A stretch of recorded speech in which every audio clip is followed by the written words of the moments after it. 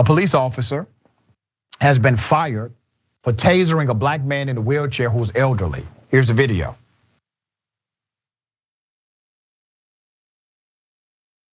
All right, dude, you got a warrant for your arrest because you fought with a law enforcement officer. No. And you had a court date and you never took a court date. No, I got no court date. You had cocaine on you, you had paraphernalia on you, you had marijuana on you.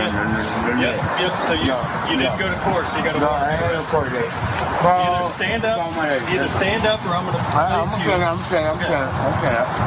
Just drop that down. We'll give your bottle of water back. Okay. Well, what court date have? I'm not. Come on. Okay. We can talk about this. Okay, come on. I'm not going anybody. Stand up. Okay, come on. Can you stand or not? I can stand. But You can't stand? What court date? Okay, come on. All right, stand up. Right here. Put your hands behind your back. Put your hands behind your back. What I did wrong? Put your hands behind your back. Yes, sir. What I did? Yeah, I'm telling you. What y'all doing? You're gonna get tased. Put your hands behind your back. You're gonna get tased. Stop. What I did though? What I did? Get your hands behind your back. Please, can I talk? Can we talk, please? Can we talk? Please talk, my mama. Call my mama, please. Stop. Yeah, what I did? Stop. I ain't even just it, sir. Stop. Yes, you are. Put your hand behind your back. Okay, what's going on though? Put your hand behind your back. Okay. Put it behind your back. Okay, what's this? Please, I ain't did nothing wrong. I ain't did nothing wrong. Put your hand behind your back. Where I go? This is an elderly man in a wheelchair. He did something called dry tasing. That's when you press the taser against the body. It's brutal, very brutal. That cop has been fired. This happened in St. Petersburg. The officer was fired after quickly turning to a stun gun. His department said he had a duty to de-escalate and he chose not to. Investigators say the officer used it while the suspect was not physically resisting, even though his report said, he was being violent. The department said, no, you're lying about that part. We saw the video, but then later noticed in his report that he put the suspect was resisting with violent force. All right, none of that ever happened. So this took place back in June of 2021. The owner of a Chevron gas station made a trespassing request due to a panhandler at the store, located at 4890 22nd South Avenue. Officer Matthew Cavender and his partner arrived before 5 p.m. and he found the 64-year-old Mr. Timothy Grant. Officer Matthew Cavender was sworn in March 3rd, 2020. We got his picture. That's his swearing in photo. This is Timothy Grant, Mr. Grant on the ground outside of the convenience store, okay? According to the police chief, the officer stated they saw Grant walking around. Really? But at the time of the arrest, he was seated in the wheelchair before ending up on the ground. So they lied on the police report. So bottom line is, they filed a police report. They lied. They said he was physically violent against police officers. They said he was walking around. That's how he ended up out of his wheelchair. They lied, right? You know, filing a false police report is in fact a crime that's punishable by prison time, but typically that's not enforced with police officers. Now, if you mess around and file a false police report, you'll go to jail. I'll go to jail. For them, they get to resign or perhaps be fired. They ran his name and learned he had 5 active warrants, one of which was for a failure to appear in court. The police department released body camera footage from the second officer at the scene, showing Officer Cavender explain those previous charges as being drug related. Let's put up a picture of the chief of that department, Anthony Holloway.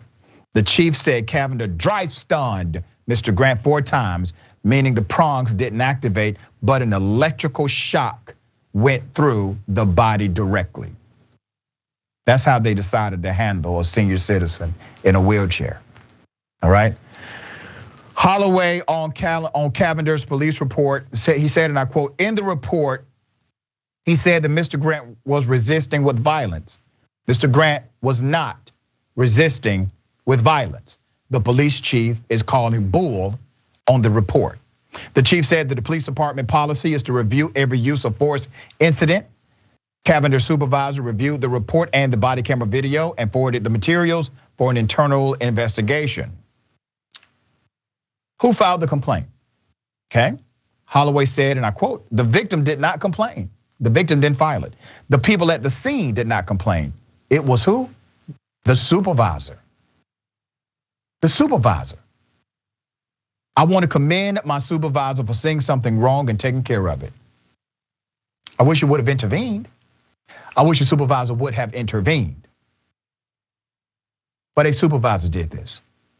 Good. It's a start. Still, doesn't justify a 64-year-old elderly man being treated that way in a wheelchair and then being lied on. Without that video, his life would be a lot worse right now because he would have been found guilty of every single charge they put in that report. Details on Officer Cavender, hired back in March 2020, had no prior actions against him. The final report will be forwarded to the state to determine if he can retain his certification, but he can make an appeal. Officials said there will likely be no criminal charges filed against Cavender since there did not appear to be any evidence of intent, all right? Holloway still cannot explain why Cavender used his taser. Officers are trained every year, and all officers are supposed to be trained on de-escalation. He said each officer has 8 months of training before they are out on the street, and they are trained to not use their taser unless absolutely required, all right? When we interviewed the officer, this is the chief talking about Cavender. When we interviewed the officer, at first he said it was the stress level when he got there. He heard that one of the warrants was resisting arrest with violence. All we can assume is he was thinking that Mr. Grant was going to fight him. Again, not thinking about de-escalation. He has been trained to de-escalate first. All right, that's bull. You know, this is an elderly man in a wheelchair and you're talking about get up, stand up. You dump him out of the wheelchair. Come on now, let's be real. All right, Waz, thoughts here. Yeah, if there was some de-escalation going on, I would love to see where that actually happened. I didn't see any de-escalation. I saw a guy sort of lose his temper and get impatient with a dude who again is elderly and could have been impaired, could have not been, but whatever. Like when he asked him what was the problem, he said, "Oh, last time we saw you, you had cocaine and weed on you." Whoop-de-freaking-do, big freaking deal. This as if this is some scary, hardened criminal that the public needs to be scared of. We got to take him down immediately. It's like, this is absurd, right? And again, what he was being, what they were called on the scene for was a guy loitering. Right. And like I asked these cops, like when you tase a dude for this, like who's in imminent danger here? I guess you could say like, oh, we don't got all day to deal with this dude, but like, I think you do. I think this is your job, honestly. Yeah. Like this is what you got called for. That's obviously right. You're not, stopping bank robberies or nothing like that. Like this is literally what you do. You need to practice your job with a little bit of patience and some damn care. These officers I'm about to bring up, they needed that information, advice, that guidance, because what they did was damn insane.